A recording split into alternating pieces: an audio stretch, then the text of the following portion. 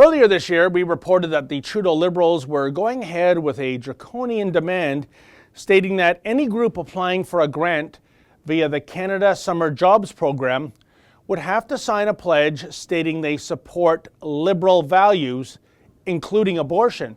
Well, it turns out various groups across the country that have refused to acquiesce to these demands are now facing a cash crisis.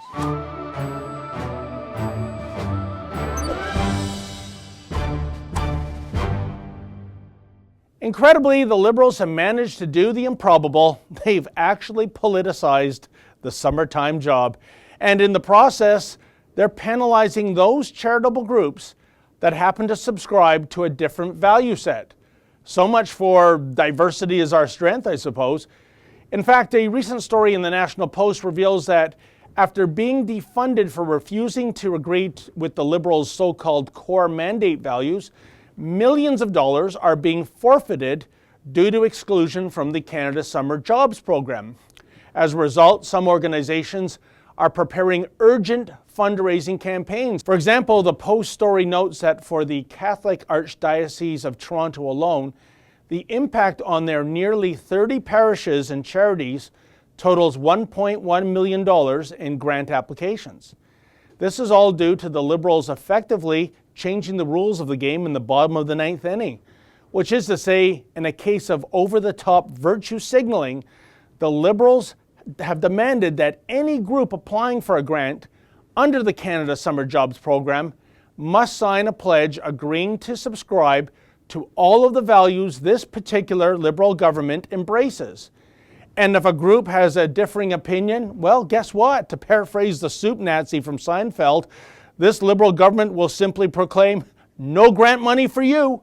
Hey, it's right there in writing. Just check out the eligibility requirements. Quote, to be eligible for a grant, the core mandate of the organization must respect individual human rights in Canada, including the values underlining the Canadian Charter of Rights and Freedoms, as well as other rights.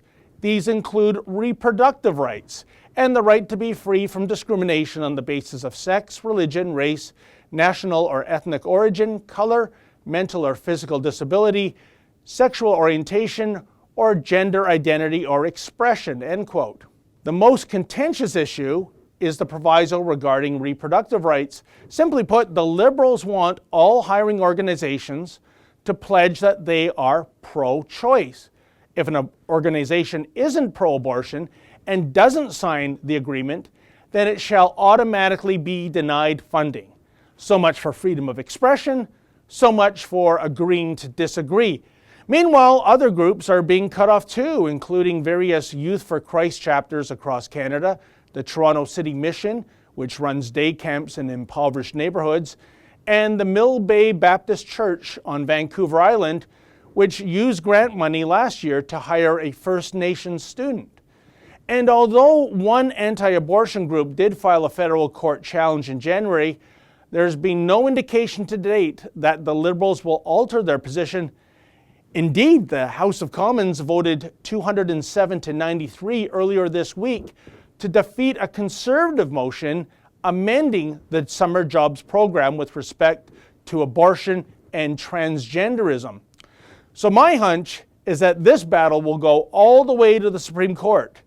It will cost millions and it will take years, and in the process, it will unnecessarily divide Canadians. Oh, and here's another prediction.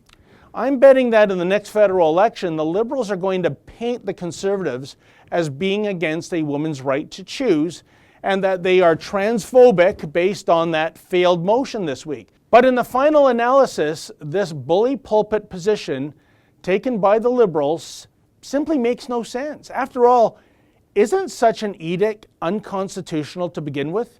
In other words, a government that administers any kind of grant program is fully within its rights to expect all would-be recipients to follow the law of the land. But Canada has no law on abortion, something that's been the status quo for decades. If the Liberals are really so pro-choice and care so deeply about this particular issue, then why not do the right thing and address this contentious issue by drafting an abortion law in Parliament? Or perhaps they would rather not do the heavy lifting on this file, deciding instead to penalize certain people of faith for ostensibly breaking a law that does not exist.